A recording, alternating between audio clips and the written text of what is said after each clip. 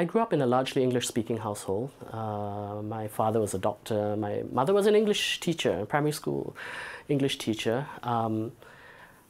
So I was exposed to English pretty early on, but I also had a Chinese nanny. So I grew up speaking Hokkien a lot. Almost everything in Singapore is taught in English, in the English medium schools. When I was growing up, you were either in an English medium school or a Chinese medium school. There were very few Chinese medium schools.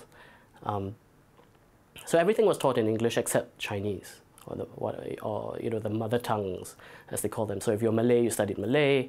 If you were Indian, you studied Tamil, etc., etc. So I had to study Mandarin, even though Mandarin was not my dialect.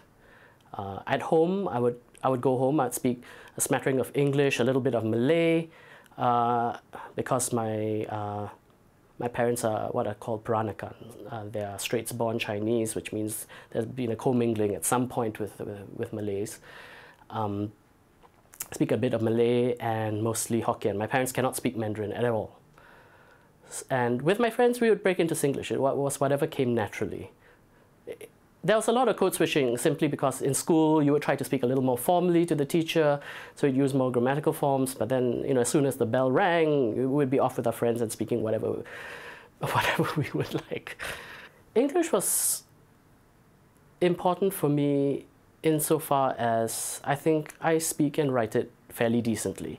And my first career was as a lawyer, so that definitely helped to be able to understand complicated sentence structures.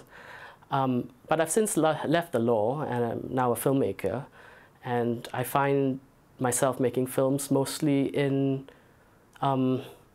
Chinese or various vernacular languages, and so I don't think it's played. I have a much more naturalistic approach, I guess, or attitude towards language. I'm more interested in how people feel, how people express themselves in their own unique ways, rather than benchmarking them against how far they're deviating from a certain norm.